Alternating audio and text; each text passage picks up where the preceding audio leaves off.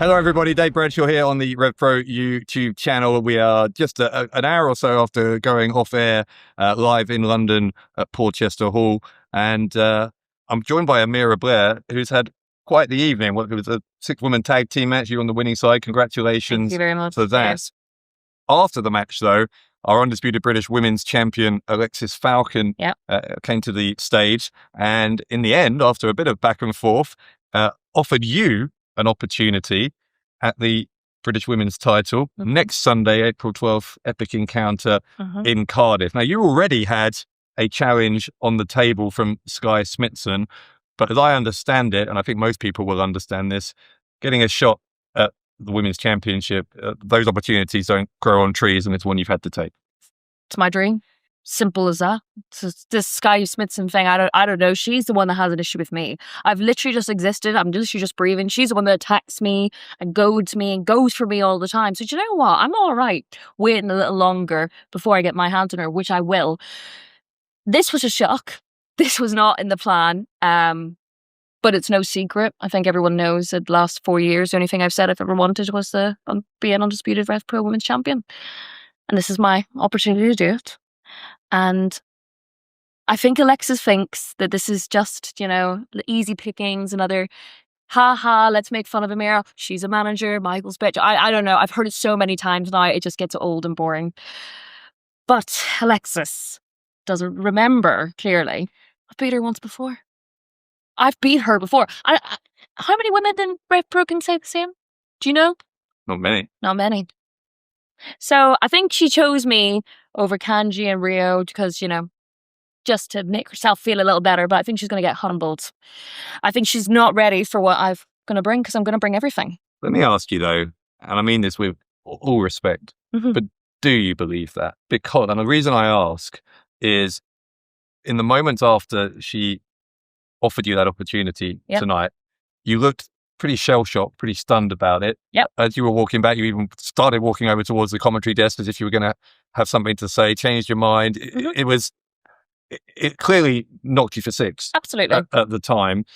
And I was worried in that moment that you didn't believe that you can beat her on such a big stage with such a big prize at stake. So I've got to ask the tough question.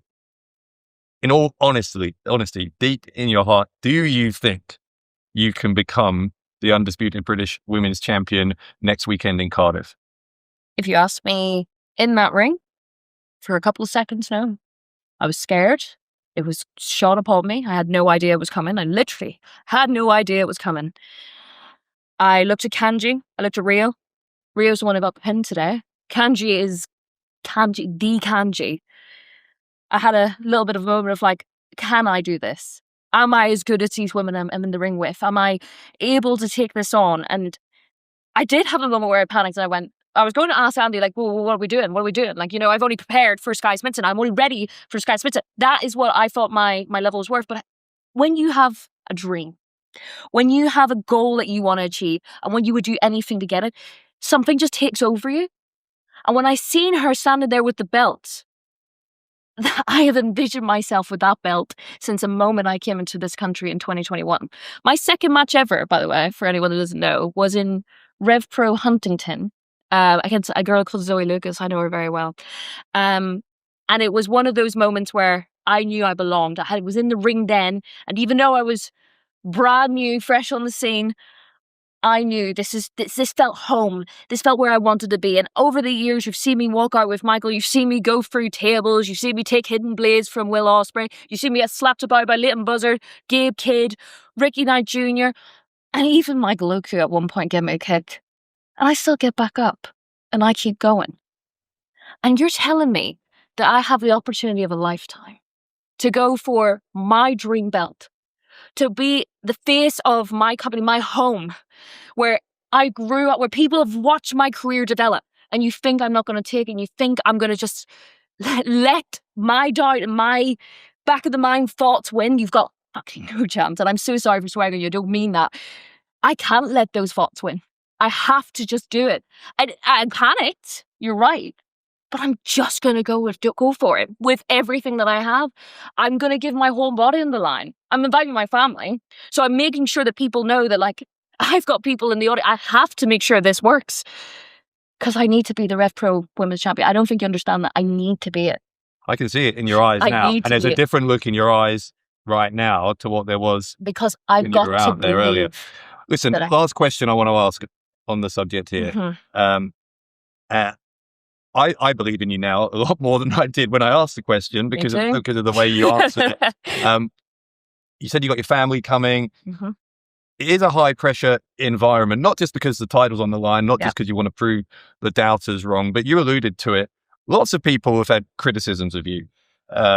Most notably recently, Sky Smithson, when she issued the challenge for you last week in Southampton, had some very unpleasant words. And they're words you've heard before from various people.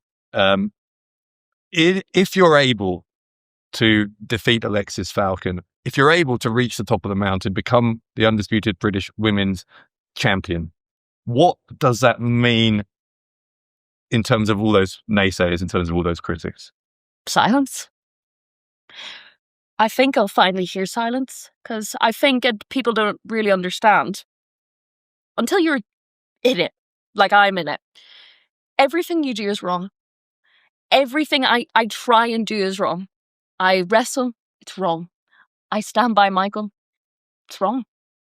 I give everything I have in the ring, that's wrong. Because it's still not good enough. Nothing is ever good enough. And for me, for Amira Blair, nothing is ever good enough. But I believe in myself so much. I know that there's people out there that believe in me. And that's who I'm doing this for. I don't care about the people that talk in the back and the people that talk online and the people who just say the usual lines because it's so easy to say. When I win that belt, when it's over my head, and in Wales, I'm the new undisputed women's champion. That's it done. And not just for them, but for anybody that has been where I am, where nothing is good enough, where everything you do is wrong, where people don't want to bother you, when it was fine to talk about you in the back, when it was fine to pass up opportunities to be next to you, when it's just, oh, stick to managing. That's what I'm doing this for. I'm going to be the undisputed women's champion. Alexxis Falcon, I'm going to beat you. I've done it once before and I know how I did it. 3 spears. 1, 2, 3. And I'm going to hit them. And a lot more. I don't think anyone knows what's coming, Dave. I don't think you know. I don't think the Rev Pro universe knows. But I know. It's everything I have and more. Well, look, as I said, I believe in you. Sounds like you believe in yourself as well. There is a chance to make some magic at Epic Encounter. Best of luck to you, Thank you. When you challenge Alexxis Falcon next weekend, April 12th in Cardiff. Good luck, Amira Blair. Thank you, my darling. I don't think I'll need it.